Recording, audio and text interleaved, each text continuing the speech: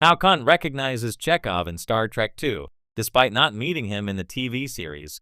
There are ways to explain how Khan Noonien Singh Ricardo Montalban recognizes Commander Pavel Chekov Walter Koenig in Star Trek II, The Wrath of Khan. Directed by Nicholas Meyer and released in 1982, The Wrath of Khan was a cinematic sequel to the classic Star Trek. The original series Season 1 episode, Space Seed, which introduced the genetically engineered warlord Khan, setting the stage for Montalban's iconic character to become one of Star Trek's greatest villains. Star Trek II, The Wrath of Khan contains an enduring plot hole that has long flummoxed Star Trek fans. When Chekov and Captain Clark Terrell Paul Winfield beam onto SETI Alpha V believing it's SETI Alpha 6, they meet Khan, who was marooned almost 20 years before by Captain James T. Kirk William Shatner and the USS Enterprise. Khan tells Chekov, "I never forget a face," recognizing the Russian Starfleet officer even though Walter Koenig doesn't join Star Trek, the original series, as Ensign Chekov until Season 2. Even though Chekov hadn't appeared yet, he was likely aboard the Enterprise during Space Seed.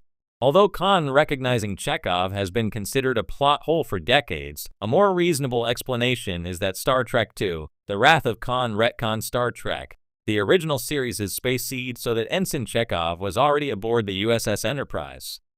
Chekov's first on-screen appearance was in Star Trek, the original series Season 2, but that doesn't mean the young Russian ensign didn't previously join Captain Kirk's crew.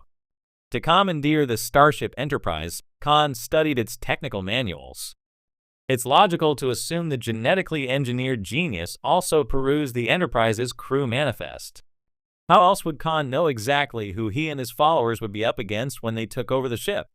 Even if Khan and Chekov never met face-to-face in Star Trek, the original series, the augmented tyrant could have recalled the young ensign from his Starfleet personnel file. Walter Koenig has his own explanation for Khan recognizing Chekov.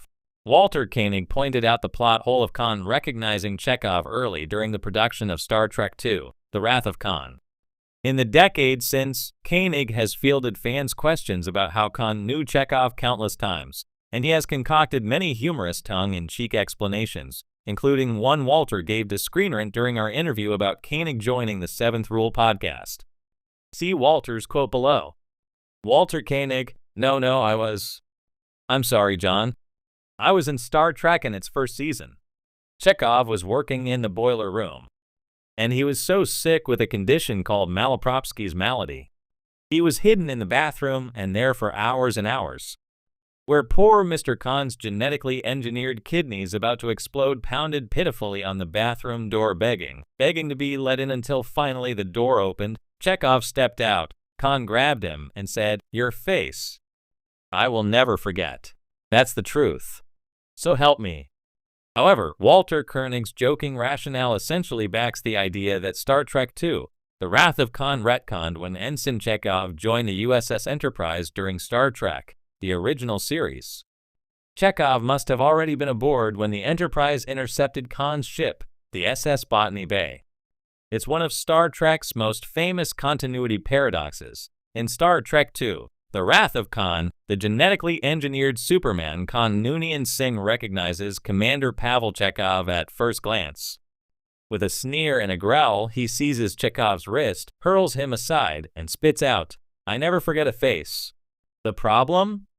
Chekov wasn't in the 1967 episode Space Seed, the original series story where the crew of the USS Enterprise first encounters Khan. By all accounts, they never met. So how, in the name of Starfleet, does Khan recognize him?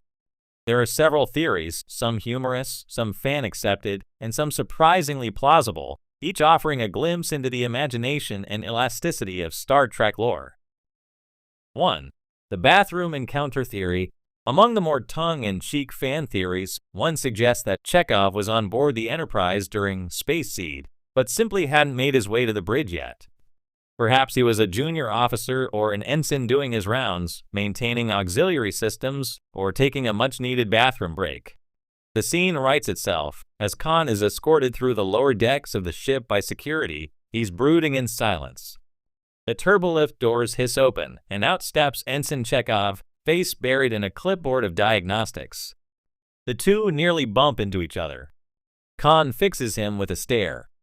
Chekov, flustered, mutters an apology and hurries off. Khan narrows his eyes.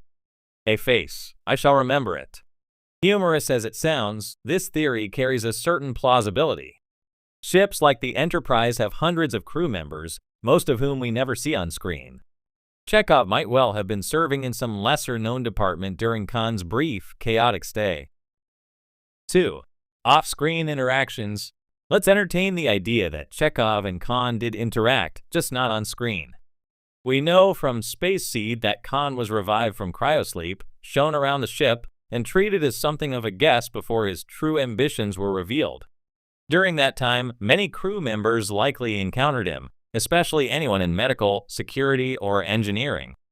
Chekov could have been part of one such team. As a young officer rising through the ranks, he might have been stationed in engineering, helping to monitor the environmental controls in Khan's quarters or assess the cryostasis equipment. A brief conversation, a shared moment of curiosity or tension, it wouldn't have taken much for Khan to lock onto a face.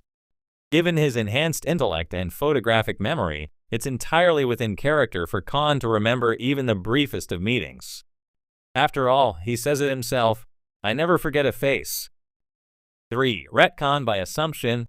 There's also the meta-explanation. Wrath of Khan was made in 1982, 15 years after Space Seed aired. By then, Chekov had become an established and beloved character. The filmmakers wanted to give every returning character a moment to shine. In this case, it meant putting Chekov in Khan's path. Nicholas Meyer, the film's director, has acknowledged the error but leaned into it. Fans did the rest. Sometimes, a mistake becomes canon simply because the story demands it. In Wrath of Khan, Chekov's encounter with Khan serves a narrative purpose. It gives Khan an early victim, establishes his menace, and builds immediate tension. In other words, it's a case of retroactive continuity, or retconning. Khan knows Chekov because the movie says he must. The how is left to fin imagination. And in the world of Star Trek, imagination is law. 4. Chekov's own words. In an attempt to tie up the loose end, actor Walter Koenig, who portrayed Chekov, once joked that Chekov was indeed on board the Enterprise during Space Seed, but was stuck in a malfunctioning bathroom when Khan tried to take over the ship. According to Koenig, Khan went to use the bathroom and Chekov wouldn't let him in. This in joke, while clearly not canon, adds a layer of whimsy to the continuity glitch. It's a reminder that not everything in science fiction needs to be airtight. Sometimes, quirks and gaps become part of the charm. 5. The mythos of Khan. Another way to interpret the moment is to view it not literally, but mythically. Khan is a man of passion and vengeance. By the time he encounters Chekov in Wrath of Khan, he has spent 15 years on Ceti Alpha V, nurturing a grudge against Kirk and the Enterprise. In that time, the line between memory and myth may have blurred. Chekov wears the Starfleet uniform. He bears the insignia of the ship Khan loathes.